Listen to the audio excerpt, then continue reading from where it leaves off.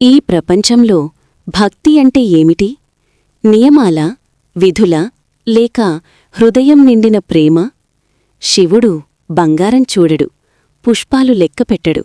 అతడు చూస్తాడు నీ మనసును మాత్రమే.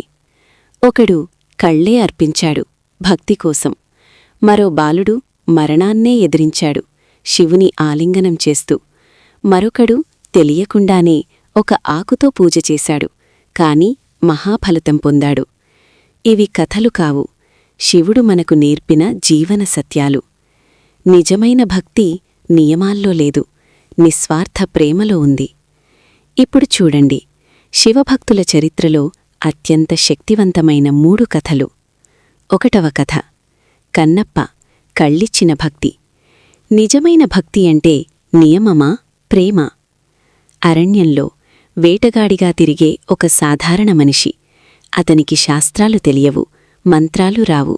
కాని అతని హృదయంలో ఒక్కటే ఉంది, శివుడిపై అపారమైన ప్రేమ. అతడే కన్నప్ప.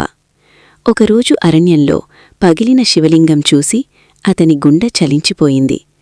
ఈ దేవుడికి ఆకలేసి ఉంటుంది అని భావించి తాను తిన్న మాంసం సమర్పించాడు. శాస్త్రాలు అంటాయి అది అపవిత్రం, కాని శివుడు చూస్తున్నాడు ఆ ప్రేమని. లింగం నుండి రక్తం కారుతోంది. కన్నప్ప భయపడ్డాడు. నా దేవుడికి కన్ను పోయిందా అని తన కంటి తీసి లింగంపై పెట్టాడు. 2వ కన్ను కూడా పోయేవేళ శివుడు ప్రత్యక్షమయ్యాడు. ఆపు కన్నప్ప, నీవే నిజమైన భక్తుడివి. పిన్ని సందేశం: నిజమైన భక్తి నియమాల్లో కాదు, నిస్వార్థ ప్రేమలో ఉంటుంది. 2వ కథ, మార్కండేయుడు మరణాన్ని జయించిన భక్తుడు.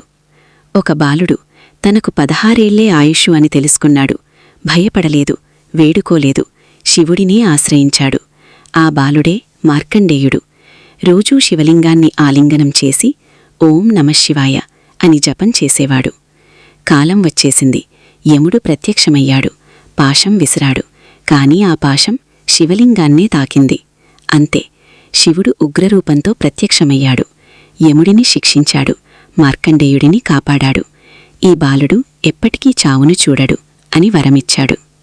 పిన్ని సందేశం: శివుడిని ప్రట్టుకున్నవాడికి మరణానికి భయముండదు. 3వ కథ, బిల్లేశ్వరుడు బిల్వపత్రం కథ. తెలియక చేసిన పూజ మహాఫలితం.